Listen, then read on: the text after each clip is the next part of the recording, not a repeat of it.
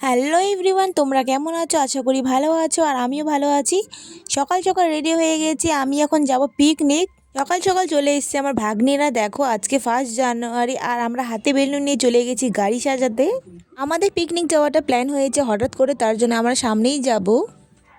আজকে আমরা টোটো করে পিকনিক যাব, তার জন্য এদিকে মা বেলুন ফুরিয়ে দিচ্ছে আর আমার টোটোটাকে দেখো কত সুন্দরভাবে বেলুন দিয়ে সাজিয়েছি। আজকে বছরের প্রথম দিন, অনেকই ভালো লাগছে আর তোমাদের সবাইকে জানাই হ্যাপি নিউ ইয়ার। সবাই ভালোভাবে এই বছরটা কাটাও।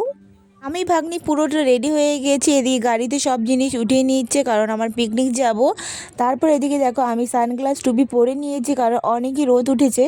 ফাইনালি আমরা টোটোতে বসে পড়েছি আর এদিকে পিকনিক যাওয়ার উদ্দেশ্যে বেরিয়ে পড়েছি। এদিকে বৌদি, দিদি, ভাগ্নি আর সামনে দাদা, জামাইবাবু বসেছে। আজকে 1 জানুয়ারি বলে কথা, তার জন্য সবাই ঘুরতে যাচ্ছে, কেউ বা পিকনিক যাচ্ছে। আমরাও বেরিয়ে পড়েছি আর পিকনিক স্পটে এসে দেখি এত ভিড় হয়েছে, দেখো কতজন পিকনিক করতে এসছে।